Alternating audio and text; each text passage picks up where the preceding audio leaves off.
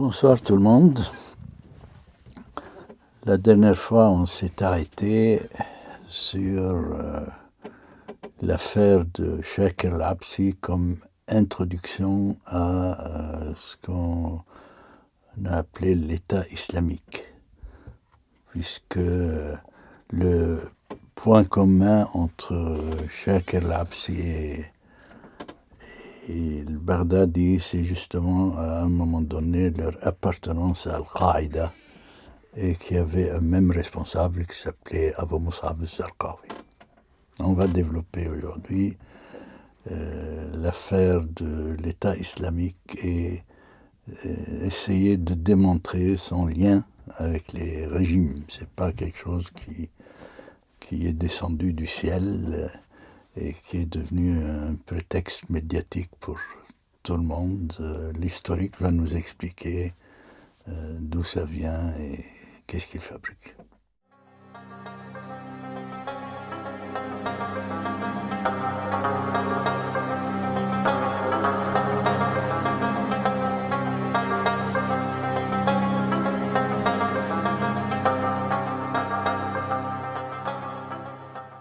À l'origine, donc, on a vu la dernière fois, dans l'affaire de Absi, l'idée derrière ça, c'est, comme j'ai dit, c'était pas anecdotique, mais c'est de montrer comment un régime de renseignement travaille avec la carte du terrorisme.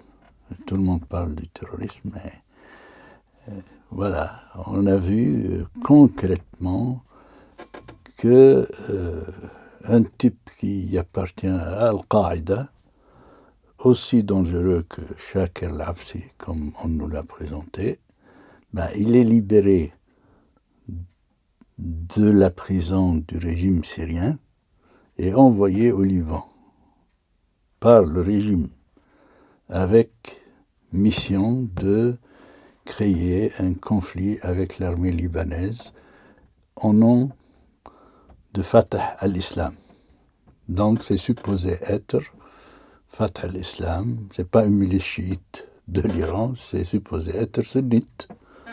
Donc il fallait faire porter le chapeau, et ça fait partie de la stratégie du commanditaire, de faire porter le chapeau à quelqu'un. À l'époque, on a essayé de faire porter le chapeau à Al-Hariri, du fait que Fatah al-Islam a attaqué la banque de la Méditerranée, etc.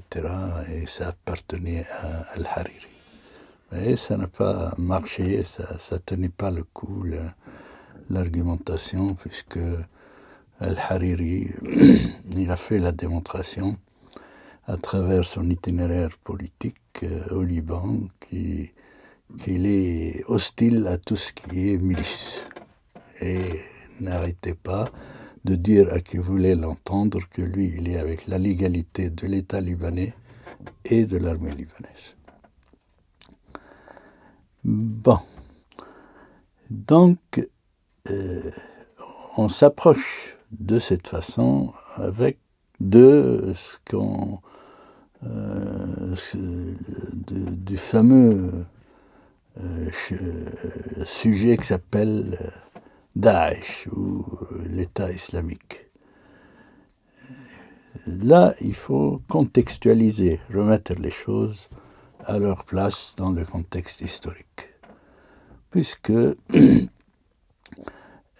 il s'agit d'une organisation sunnite qui est née en Irak dans le sillage de Al-Qaïda, comme on l'a vu, et c'était le point commun avec Sheikh el-Absi. Donc ça remonte à juste après l'occupation ou l'invasion de l'Irak par l'administration Bush à l'époque. On ne va pas rentrer dans les détails de l'invasion, le bien fondé de l'invasion, etc. Ce qui est essentiel à l'époque, c'est qu'il y avait, disons, une entente non déclarée ça on peut le dire aujourd'hui là, entre l'administration Bush et le régime iranien par rapport au dossier irakien. On a compris par la suite qu'il y a eu des réunions qui ont précédé l'invasion. On a compris aussi par les documents américains que l'administration Bush, sa décision était prise non pas en 2013 pour envahir l'Irak, mais déjà juste après le 11 septembre, c'est-à-dire en 2001, fin 2001, au conseil de Paul Wolfowitz, le fameux bras droit à l'époque du secrétaire de la Défense américain. Et donc,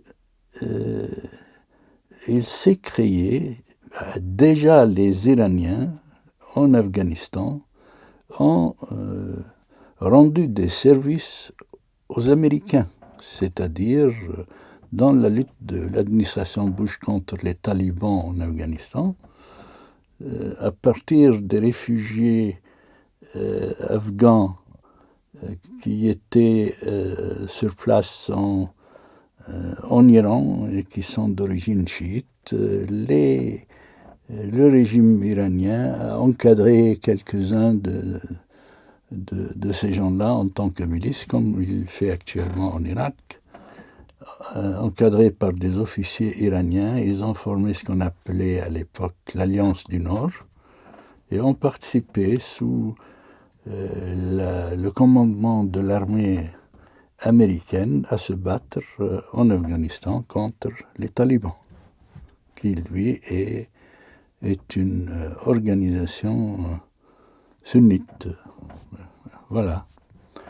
Donc, le discours solennel comme quoi l'axe du mal est que le grand diable et les uns insultaient les autres, ça c'était une consommation à la télévision. Sous la table, il y avait une coopération très intime entre le régime iranien et l'administration Bush. D'autant plus que les Iraniens, c'était un cadeau pour eux que la décision américaine soit prise de les débarrasser gratuitement de Saddam Hussein, qui était la bête noire du régime iranien. C'est pour ça que, à l'origine, les chiites de l'Irak, je parle des forces politiques, étaient objectivement dans le camp américain, c'est-à-dire avec l'invasion qui va porter ses fruits et en finir avec Saddam Hussein. Alors que déjà avec l'occupation et l'entrée de l'armée américaine à Bagdad, une résistance surtout sunnite qui s'est déclenchée contre l'occupation américaine. Et tout le monde a participé, parmi les forces sunnites et parmi surtout les rescapés de l'armée de Saddam Hussein, les quelques officiers qui ont pu échapper et tout. Al-Qaïda, entre autres, a participé également à la lutte contre l'occupation américaine. Voilà quelle était la scène. L'administration Bush, donc, dans sa décision d'envahir l'Irak, tenait un discours comme quoi elle va se débarrasser non pas d'un seul dictateur, mais de plusieurs dictateurs dans la région, qui, eux, jouent la carte du terrorisme. On accusait Saddam Hussein d'avoir des armes de destruction massive, d'avoir soutenu le terrorisme, etc.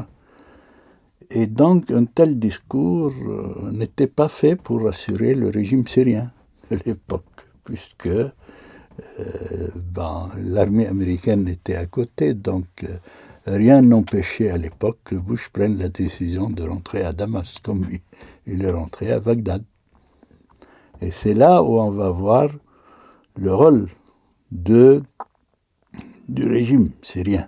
C'est-à-dire, d'une part, avec l'invasion de l'Irak, il s'est arrangé le régime de dire qu'il est implicitement avec les Américains, mais en même temps, il voulait se rendre utile pour les Américains. Comment se rendre utile dans ce cas? C'est justement de rentrer dans ce qu'on appelle la résistance qui s'est déclenchée contre l'occupation américaine, et pour vendre aux Américains après, de dire « Moi, je suis prêt à vous rendre service, et puisque les combattants qui rentrent ou qui envoient des voitures piégées contre l'armée américaine ou contre le gouvernement irakien pro-américain à l'époque, je peux les contrôler, moi, et vous rendre service, puisque ça vient une partie d'eux, ça vient de la Syrie. » D'autant plus qu'il y avait des réfugiés irakiens qui ont pris la fuite pour s'installer à Damas à l'époque. Et donc, les renseignements syriens ont encadré parmi eux ceux qui sont plus ou moins combatifs, et ils ont ouvert un chantier de voitures piégées dans direction Bagdad cette fois-ci. Avant, c'était direction Beyrouth. C'est au beau vieux temps. Maintenant, les chantiers étaient Bagdad. C'est là où on retrouve Baghdadi. À l'origine, il n'est pas descendu du ciel. Et lui, il était impliqué depuis 2003. Il n'était pas très important dans la résistance contre l'occupation. Il était un membre parmi tant d'autres. 2004, on le retrouve en prison pour une affaire de 10 à 11 mois. Et apparemment, les Américains ont trouvé qu'il n'était pas aussi dangereux que ça. Ils jouaient même le médiateur entre les Américains et les autres prisonniers. Et on l'a lâché. On le retrouve surtout, je parle de Baghdadi toujours, à partir de fin 2004, 2005, c'est pas loin de l'affaire Absi, en train de prendre en charge d'envoyer en Irak, à partir de la Syrie, des combattants irakiens, saoudiens, de tous bords, et des voitures piégées. Alors, comment ça se passe? C'est-à-dire, c'est pas la Nevada là-bas, la frontière entre la Syrie et l'Irak. Pour faire ce genre de boulot, il faut être pleinement en coopération, au moins avec Mohamed Nassif ou le service de renseignement syrien. Le monde est petit, hein, donc il faut une autorisation. C'est pas n'importe qui peut se balader avec des voitures piégées pour l'envoyer à Bagdad. C'est quelque chose d'orchestré à Damas. Et Damas faisait ça pour attendre le coup de téléphone du gouverneur américain pour leur dire « Bien, on va se réunir sur la table là, et voir comment vous allez nous être utile en essayant de contrôler le travail terroriste à partir de la frontière syro-irakienne. » Et le régime ne demandait que ça. Non, il est prêt à vendre non seulement de Bagdad, mais la mer de Bagdad. C'est comme ça que ça fonctionne, d'habitude, comme on a vendu avant Shakir al-Absi.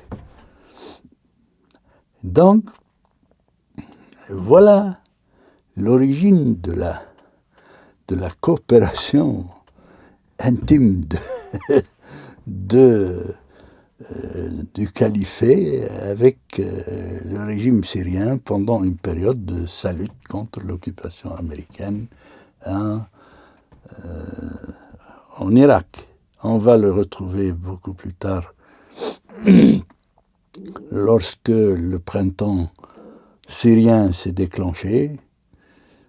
Eh bien, c'est comme par hasard que les éléments qui ont été mis en prison, puisque le chantier là a abouti à ses finalités, donc que ce soit le régime irakien ou le régime syrien, ces quelques activistes qui faisaient ce genre de travail, de voitures piégées et de combattants vers l'Irak, on les a mis en prison, soit en Irak, soit en Syrie. Et juste après le déclenchement du printemps arabe, surtout en Syrie, comme par hasard, on les a lâchés.